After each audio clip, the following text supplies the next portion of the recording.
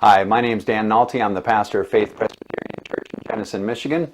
This past Sunday we had the great opportunity of studying John 6, verses 16 to 21. You'll probably know this passage. It's the one where Jesus walks on the water.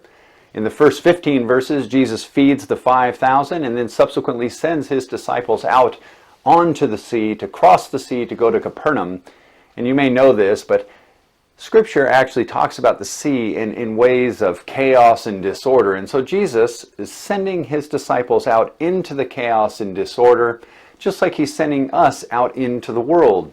Subsequently, the chaos and disorder produces a trial. That trial is representative of a squall or some type of major storm that hits the lake when the wind comes off the land between the ravines and hits the warm lake water and creates some type of squall. And in this sense, they're in the midst of a trial while Jesus, we're told in Mark 6, is praying up on the hillside, praying for them. They are always in the midst of his safety, but Jesus takes this step further and enters into the trial, glides, as the text says, across the billows. One quote I mentioned was that he was gliding across the angry billows. And he gets near the boat, and the confusion that is caused, the trial causes the confusion. The chaos and the disorder causes the trial. The trial then causes confusion in the disciples, as Matthew and Mark tell us.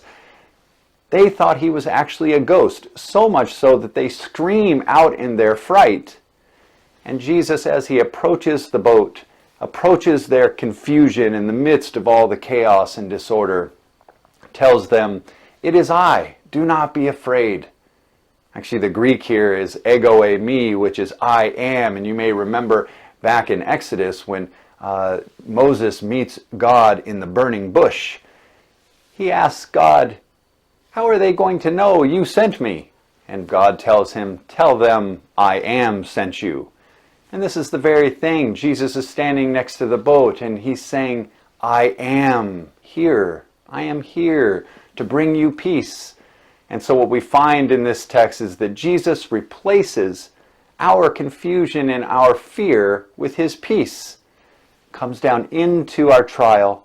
We're living in the midst of the chaos and disorder. Trials happen all the time. Certainly we're in the midst of them now, with the coronavirus and all the domino effect that has happened from this virus. We're all facing one trial after another.